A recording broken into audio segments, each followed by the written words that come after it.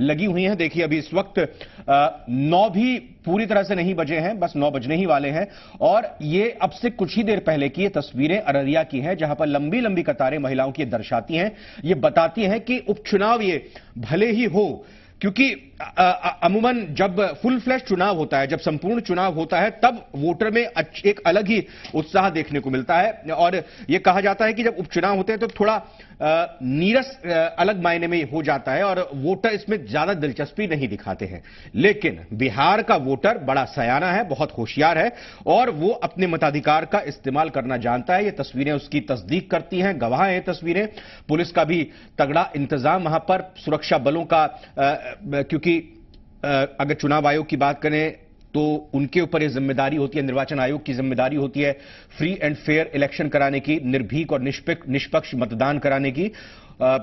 तो जो सुरक्षा घेरे होते हैं, अलग अलग सुरक्षा चक्र होते हैं मतदान केंद्र पर, उनके लिहाज से पैरामिलिट्री फोर्सेस का चक्र होता है। बाहर कहीं ना कहीं जो सुरक्षा घेरा बिल्कुल आउटर सर्कल जो होता है, वहां पे पुलिस बल होती है और उसकी पूरी जिम्मेदारी होती है सुरक्षा बलों की और पुलिस की कि मतदान सही तरीके से हो, कोई भी असामाजिक तत्व गलत तरीके से इस इलेक्शन में गड़बड़ी करने की कोशिश ना करे। आपको बता दें कि बिहार की 3 सीटों पर जो उपचुनाव हो रहा है उसके लिए वोटिंग लगातार जारी है और सुबह से ही लोग अपने मताधिकार का इस्तेमाल करने के लिए घरों से बाहर निकले। इस दौरान अररिया के एक बूथ पर महिलाओं की कतार देखने को मिली। यहां महिलाओं में वोटिंग को लेकर काफी उत्साह देखा जा रहा है। जी मीडिया संवाददाता अमित कुमार ने इसी बूथ का जायजा लिया, आइए दिखाते हैं आपको। लोकतंत्र ने बड़ी जिम्मेवारी दी। जिम्मेवारी ये कि आप जब भी चुनाव हो अपने घर से निकले, मतदान केंद्र पे जाएं और वहां जाकर करके अपने मत का इस्तेमाल जरूर करें और ऐसे जनप्रतिनिधि चुने जो आपके इलाके का विकास कर सके। और ये तस्वीर जो है वो इस बात को तस्दीक कर रही है कि यहाँ के जो वोटर हैं वो बेहद जागरूक हैं और लोकतंत्र ने जो इन्हें जिम्मेवारी दी है उसका पालन करना इनका सबसे पहला दायित्व बनता है, कर्तव्य बनता है, फर्ज बनता है। और यही वजह है कि आप देख सकते हैं कि यहाँ अररिया में इस तरह से जो मतदान है वो जारी है। सुबह 7 बजे से ये मतदान शुरू हुआ है जो लगातार यहाँ पे चल रहा है। वोटर जो है उनसे भी हम बात करेंगे, जानने की कोशिश करेंगे। ये बताइएगा कि किस तरह के आप अपने प्रतिनिधि चुनना चाहते हैं, नुमाइंदा कैसा चाहते हैं? अच्छा जी, अच्छा जो हम लोग का लिए देश संचक बने, विकास कर सके। आप बताइए कैसे आप नुमाइंदा चाहते हैं यहाँ पे, कैसे नुमाइंदा की तलाश है आप लोगों को? जी अच्छी, अच्छा की। आप बताइए क्या चाहती हैं, इस इलाके का विकास हो, क्या मुद्दा है? हम लोग चाहते हैं इस इलाके का विकास हो, सब वोट दें। आप बताइए क्या चाहती हैं आप? बेरोजगारी एक बड़ी बात होगी, सब अपना मतलब स्थिति से दे रहा है, अच्छा से बढ़िया से दे रहा है, चल रहा है ठीक से। ये भी कानून ठीक है, मतलब कोई धंगमी नया इत्मीनान से दे रहा है, अच्छा से दे रहा है, मतलब किसी से कोई मतलब नहीं अपना। चलिए ये बेहद बड़ी बात इन्होंने कही है कि शांतिपूर्ण तरीके से मतदान कराने का जो जिम्मा है निर्वाचन आयोग का, पुलिस महकमे का, उसका भी यहाँ अनुपालन किया जा रहा है। लेकिन सबसे बड़ी बात है कि आप ये महिला की कतार है, इस महिला की कतार से ये बात समझ सकते हैं कि लोकतंत्र को मजबूत करने की बीड़ा महिलाओं ने भी उठाया है। और ये तस्वीर उस जिले से है जहाँ पे ये कहा जाता है कि महिलाएं घर से बाहर निकलती हैं तो अपने पुरुषों की इजाजत से के बगैर नहीं निकलती हैं। लेकिन यहाँ देख सकते हैं कि तमाम चीजों को, तमाम कामों को छोड़ कर करके ये जो महिलाएं हैं वो निकली हैं लोकतंत्र को मजबूत करने, अपने जनप्रतिनिधि, ऐसे जनप्रतिनिधि को चुनने जो इस इलाके का विकास कर सके, इस इलाके के जो जनता है उनकी दुख सुख को समझ सके। खैर अब इसका फैसला तो 14 तारीख को होगा कि यहाँ के नुमाइंदे कौन बनते हैं, कौन जनता का नेतृत्व करने के लिए शिखर पे जाता है, सदन में जाता है। कैमरा पर्सन अमरेश के साथ अमित कुमार, जी मीडिया, अररिया। तो प्रेरणा देती हैं ऐसी तस्वीरें, क्योंकि ये लोकतंत्र का पर्व है, हमारा और आपका पर्व है। अगर आप इन तीनों उपचुनाव में जहां ये हो रहे हैं, इन तीनों सीटों पर अगर आप यहां के निवासी हैं, यहां के वोटर हैं, तो सबसे पहले वोट डालिएगा। जी मीडिया की, जी बिहार झारखंड की आपसे अपील है, आपसे गुजारिश है कि सबसे पहले मतदान और उसके बाद दूजा काम, उसके बाद बाकी काम कीजिएगा। भले ही आप किसी के भी पक्ष में वोट देते हो, किसी भी राजनीतिक दल को वोट देते हो, किसी को भी आप चुनना पसंद करते हो, लेकिन मतदान जरूर कीजिएगा। हम अपडेट लेंगे और हम पूरे इस आज के मतदान पर और तमाम समीकरणों पर विश्लेषण भी करेंगे। दो खास मेहमान हमारे साथ जुड़ेंगे, हमारे दो संवाददाता हमारे साथ जुड़ चुके हैं। पहले बता दूं आपको कि जहानाबाद से शैलेंद्र हमारे सहयोगी हमारे संवाददाता मौजूद हैं और अररिया की अपडेट देने के लिए अमित हमारे साथ मौजूद हैं। साथ ही साथ संतोष सिंह जी हैं, सहायक संपादक हैं आप इंडियन एक्सप्रेस के, और प्रोफेसर अशोक सिन्हा, आप राजनीतिक जानकार हैं। अशोक सिन्हा जी और संतोष सिंह जी, आपका बहुत बहुत स्वागत, बहुत बहुत धन्यवाद हमारे साथ चर्चा में जुड़ने के लिए। मैं आप दोनों के पास आऊंगा, लेकिन पहले अपने सहयोगियों से मैं अपडेट लेना चाहूंगा। अररिया पे मैं सबसे पहले अपडेट लूंगा अमित से। अमित, बताइए, जो तस्वीरें और जो बातचीत आपने वहां पर की है, महिला मतदाताओं में खासा उत्साह है और हमें भूलना नहीं चाहिए कि पिछले विधानसभा चुनाव में जिस तरह से महिलाएं बढ़ चढ़कर आगे आई थी और महिला का झुकाव किस तरफ था, इसको हम सभी समझते हैं। बिना नाम लिए, बिना कुछ ज्यादा खोले हुए समझाइए कि ये जो महिलाएं निकलकर सामने आ रही हैं और जो मतदाताओं में जोश देखने को मिल रहा है उपचुनाव में, इसको कैसे देखा जाए और क्या माना जाए? देखिए रविंद्र, जो महिलाएं हैं, महिला वोटरों से हमने बात की तो उन्होंने कहा कि इस इलाके में कई दफा जो है जो चुनाव हुए हैं उसमें मुद्दा जो है वो जाति धर्म का होता था, मजहब का होता था, लेकिन इस बार इन सब चीजों से ये परे हैं और इस बार ये चाहती हैं कि ऐसे जनप्रतिनिधि आए जो इस इलाके का विकास कर सके। सबसे जो अहम चीज है कि जो सुरक्षा है, शिक्षा है, स्वास्थ्य है, उसके अलावा अगर बात कर रहे हैं बेरोजगारी की, उसको खत्म करें। इसी बात को ध्यान में रखते हुए यहाँ पे जो महिलाएं हैं वो वोट कास्ट करने आई हैं और अभी भी आप देख सकते हैं रविंद्र की यहाँ पे जो महिला वोटर हैं उनकी संख्या अधिक है और महिला वोटर जो हैं वो इंतजार भी कर रही हैं अपनी बारी का कि कब उनकी बारी आती है और वो यहाँ करके अपना मत का इस्तेमाल कर सके। क्योंकि जिस जगह हम खड़े हैं रविंद्र, यहाँ 3 बूथ है, 3 अलग अलग मतदान केंद्र है और हम बात भी कर रहे हैं महिलाओं की जो भीड़ है उसको लेकर के बात कर रहे हैं। तो अभी हम आपको थोड़ी देर में एक ऐसी भी तस्वीर दिखाएंगे जहां एक महिला, एक मतदाता जो है, महिला मतदाता अपने दुधमुहे बच्चों को, नवजात बच्चों को लेकर के आई है वोट कास्ट करने। तो वो तस्वीर हम दिखाएंगे और कहीं ना कहीं बिल्कुल सही कहा आपने कि प्रेरणा मिलती है।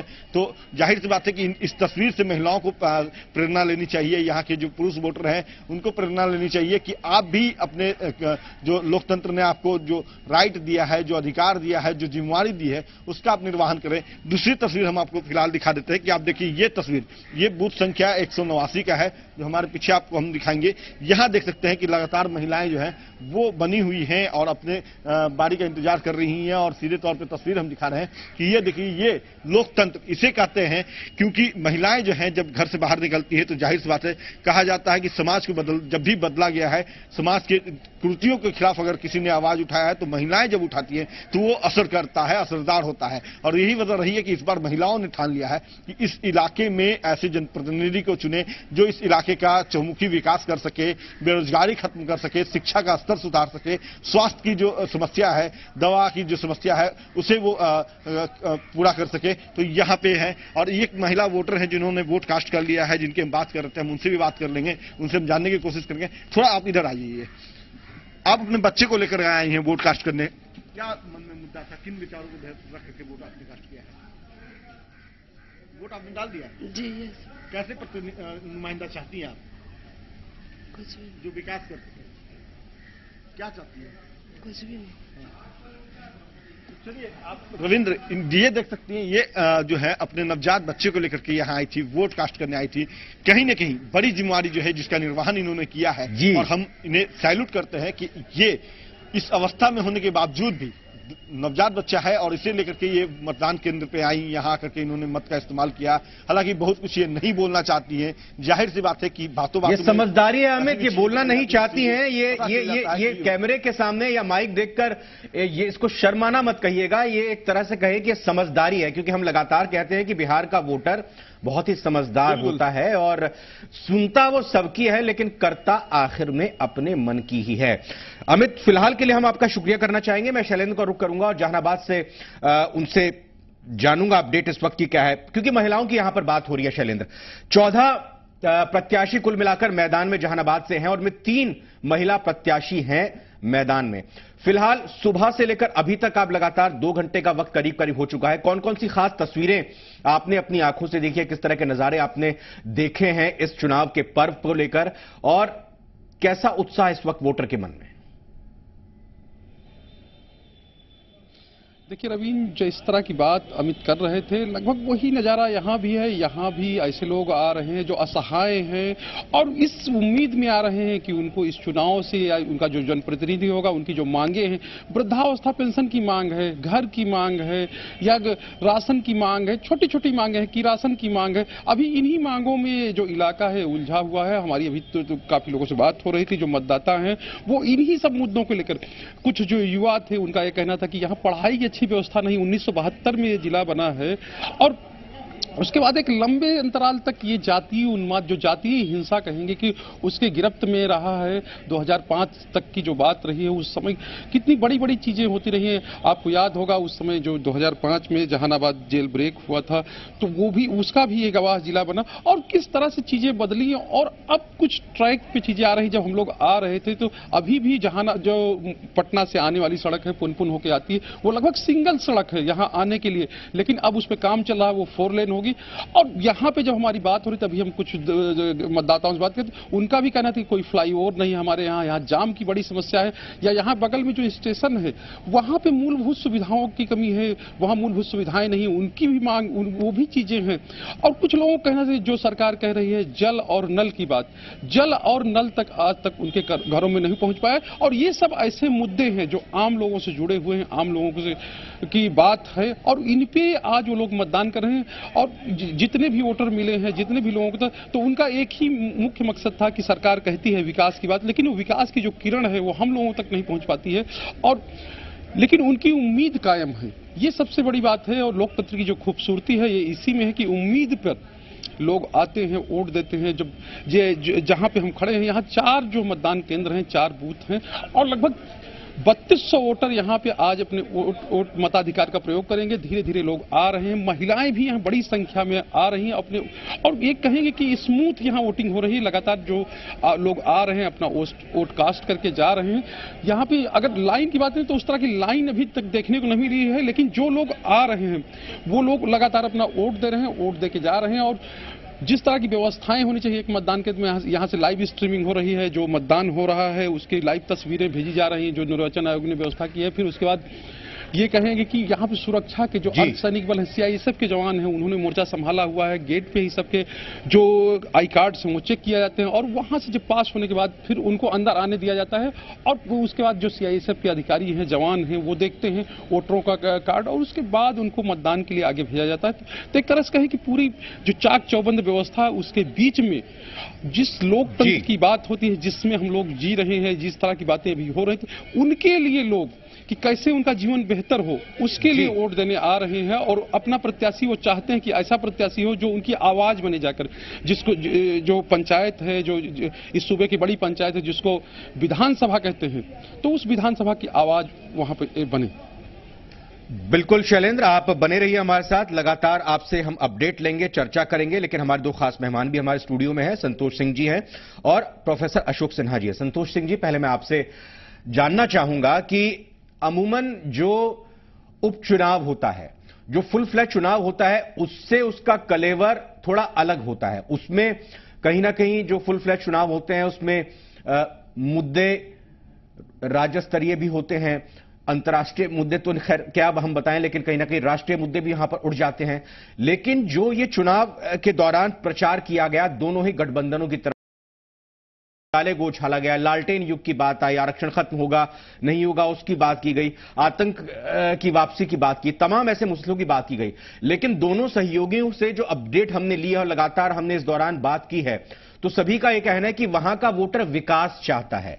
तो ये बताइए कि ये जो समझदारी जो हमारे वोटर की है, इसको कैसे देखा जाए और हमारे राजनीतिक दल, हमारे राजनेता इसको समझना क्यों नहीं चाह रहे, या फिर यूं कहें कि इनसे नजरें क्यों फेर लेते हैं? ये उपचुनाव जो होता है, ये शायद ये प्रश्न मेरे लिए था, आपके लिए। अच्छा, संतोष जी, मैं उसके बाद अशोक जी आपसे भी सवाल करेंगे। संतोष जी। जी जी जी जी, हाँ, आपने डेवलपमेंट की बात की। मैं सोचता हूं कि 2009 से एक पैराडाइम शिफ्ट आया है बिहार की पॉलिटिक्स में, जिसमें कि एक विकास की बात होती है, विकास की चर्चा होती है। लेकिन मैं जो इस बार जो अररिया और जहानाबाद घूमा, तो उससे मुझे ये महसूस हुआ कि थोड़ा सा गौन हो गया है। लोग फ्रिंजेज पर जो बैठे हुए हैं चर्चा तो करते हैं डेवलपमेंट की, खास करके बेसिक बात जो कि आपके कोरेस्पोंडेंट्स ने भी की, आप नल जल, बिजली, राशन की राशन, छोटी छोटी बातें, इन बातों पर चर्चा हो रही है। लेकिन जो अंदर अगर झांक के देखें और फिर आप गांव में चले जाएं, चर्चा करें, तो इस प्रकार के सामाजिक समीकरणों की चर्चा होती है चारों तरफ, और वही अटेम्प्ट होता है पॉलिटिकल पार्टी का कि किस प्रकार के सोशल एक समीकरण को ट्राई किया जाए। तो वो मुझे लगा कि एक तरह से अब उनकी मजबूरी हो सकती है। ऊपर में बात करेंगे कि आपकी पर्टिकुलर पार्टी का कैंडिडेट अच्छा नहीं है, और आपने सही कहा कि घोटालों की चर्चा हुई, आपने अपने विकास के दावों की चर्चा हुई, लेकिन मैंने मूलतः महसूस किया कि अंदर में कहीं न कहीं जो बिहार का एक तरह से कहिए कि बेन ऑफ बिहार पॉलिटिक्स रहा है, जातीय समीकरण ऊपर आ जाता है विकास के ऊपर। बिल्कुल। अशोक सिन्हा जी, अब आप ये बताइए कि आखिर क्या वजह है कि सिर्फ और सिर्फ डेवलपमेंट जैसे मुद्दों पर, चाहे वो पूर्ण चुनाव हो या मध्यावधि चुनाव हो या उपचुनाव हो, बिहार में बात नहीं होती है। कहीं ना कहीं से एक पक्ष की तरफ से, एक गठबंधन की तरफ से, एक राजनीतिक दल की तरफ से या किसी प्रत्याशी की तरफ से यह बात छोड़ दी जाती है, चाहे वो आरक्षण की बात हो, चाहे ये आतंकराज की बात हो, या फिर कल ही गिरिराज सिंह जी ने जो बयान दिया है, सबने सुना उसको, उसकी बात हो।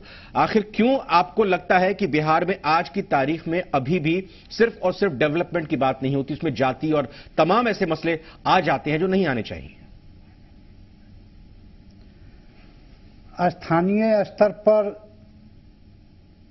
यह बात सही है कि गठबंधन के द्वारा अपने अपने मतदाताओं को आकर्षित करने के लिए अपना अपना शगुफा छोड़ा जाता है। मतदाताओं को उससे क्या फायदा होता है और नुकसान होता है ये नहीं देखा जाता है, लेकिन दोनों पक्ष अपना शगुफा छोड़ते हैं मतदाताओं को आकर्षित करने के लिए। दूसरी बात है कि जहां तक उपचुनाव की बात है, उपचुनाव में राष्ट्रीय मुद्दे बहुत हद तक गौण रहते हैं। स्थानीय स्तर पर मतदाताओं का सोच बनता है और उसी के अनुरूप वो अपना डिसीजन लेते हैं।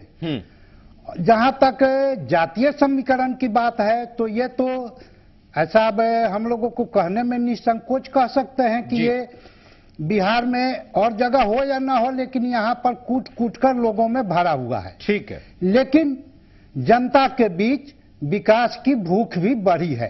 बिल्कुल, जैसे जैसे उनमें विकास उनके पास आता है उनकी भूख और बढ़ती जाती है।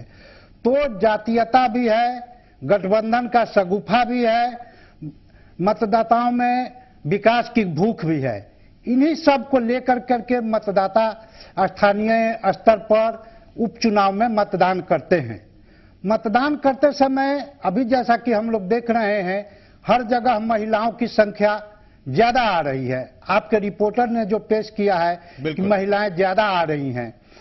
अब इसको संजोग कहें या जो कहें, इसका परिणाम बताएगा। लेकिन 2004 के बाद में, 5 के बाद में नीतीश कुमार ने महिला मतदाताओं के बीच में एक अच्छी खासी पैठ बनाई थी और बनाई है। और इस चुनाव में उन्होंने पिछले चुनाव में 15 के चुनाव में उन्होंने महिलाओं से ही शराबबंदी का वादा किया था और उसको सरकार में आने के बाद उन्होंने लागू भी किया।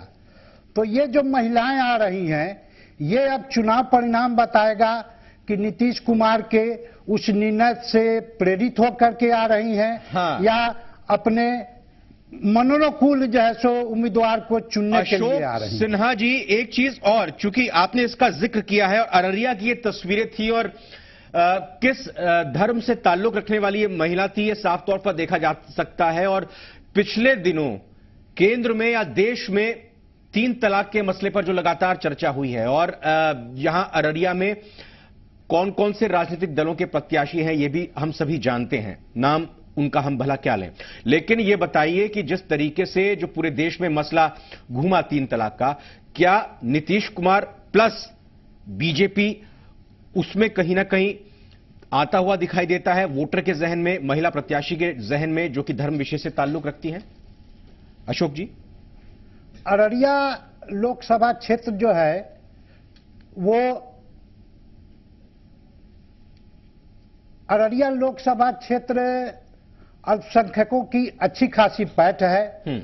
उनका वहां पर उपस्थिति ही बताता है कि यहां पर कौन कौन से लोग मतदाता टर्नअप हो रहे हैं। जो महिलाएं टर्नअप हो रही हैं, आप भी देखे हैं लाइन में, उसमें अल्पसंख्यक मतदाताएं हैं जी। महिला मतदाताओं में अल्पसंख्यक मतदाताओं की संख्या ज्यादा है।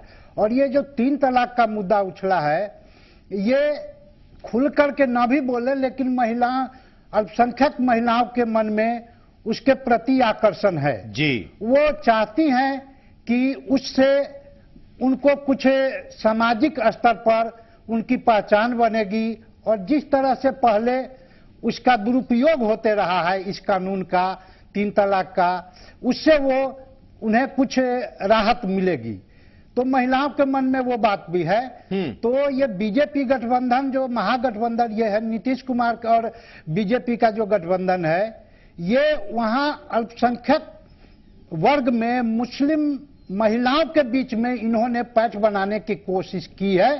और वो अगर चुनाव परिणाम इनके पक्ष में जाता है जी, तो इससे ऐसा प्रतीत होगा कि राष्ट्रीय स्तर पर ये लोग महिलाओं के बीच में, मुस्लिम महिलाओं के बीच में अपनी पैठ बनाने में सफल रहे। संतोष जी, एक छोटा सा कमेंट इस पर मैं आपसे भी चाहूंगा। मैं इसको इस तरह से देखता हूं कि ये सबसे बड़ा लिटमस टेस्ट जो है, खास करके अररिया और जहानाबाद बैपुल, यहां तो भभुआ में तो बीजेपी का कैंडिडेट है और वहां भी बीजेपी का कैंडिडेट है। लेकिन आप देखिए कि सीमांचल का डायनामिक्स देखिए, थोड़ा सा हल्का सा बैकग्राउंड में ले जाऊंगा आपको कि 2004, 2009 और सीमांचल के सिर्फ किशनगंज सीट छोड़ करके सब जीते एनडीए ने। और 2014 में नरेंद्र मोदी के वेव के बावजूद भी सारा सीमांचल तो हार ही गए और एडजॉइनिंग सीट भागलपुर भी हारे, बांका भी हारे।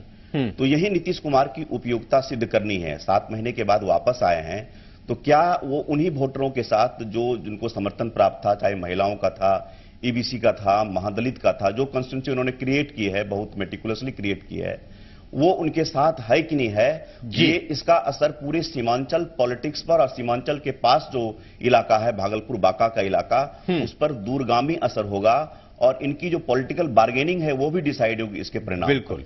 और फिर ये मुद्दा जो आपने बताया डेवलपमेंट वाला और ये ट्रिपल तलाक वाली बात, मुझे लगता है कि थोड़ा बहुत असर होगा, लेकिन बहुत बिहार का सबसे पिछड़ा इलाका है अररिया जी। बहुत डेवलपमेंट इंडेक्स बहुत वहां कम है। आप देखेंगे, मुझे बहुत दुख हुआ, मैं रेणुग्राम गया तो रेणुग्राम जो है 8 किलोमीटर का डिस्टेंस है हाईवे से, और सबसे फनेश्वरनाथ, रेणु और अररिया एक तरह से कहिए तो एक सिनोनिम्स है, एक साथ नाम लिए जाते हैं। तो वो रोड टूटी हुई है, तो जब वहां का रोड आप मरम्मत नहीं कर सकते, अच्छी सड़क नहीं दे सकते हैं, तो थोड़ी सी विकास की बात, थोड़ी सी मुझे लगता है कि इसको रिलुक करने की गवर्नमेंट को जरूरत है। और भी इलाकों में मैं घूमा, सड़कें पहुंची है, पहले वो सड़कें नहीं होती थी, सड़कें पहुंची है, लेकिन वो चीजें बेहतर हो सकती है। लेकिन मैं फिर भी मैं ऐड करूंगा, इस प्रकार की कास्ट की बात होती है, रिलीजन की बात होती है, और किसी न्यूट्रल मतदाता से बात करें। आप कास्ट लाइन पर बात करेंगे तो आपको एक आप जो आंसर सोच रहे हैं वही आंसर मिलेगा। हाँ। तब वो लगेगा कि नहीं, कैंडिडेट के प्रति नाराजगी है, विजय मंडल नाराज हैं, जी सर जी, कि प्रदीप ये हो, सरफराज के कैंडिडेट के बारे में होगा, लेकिन वो मोहम्मद तस्लीमुद्दीन का इतना बड़ा पर्सनालिटी है, उसके पीछे छुपे हुए हैं, उनका भी व्यक्तिगत बहुत बड़ा बहुत इमेज नहीं है।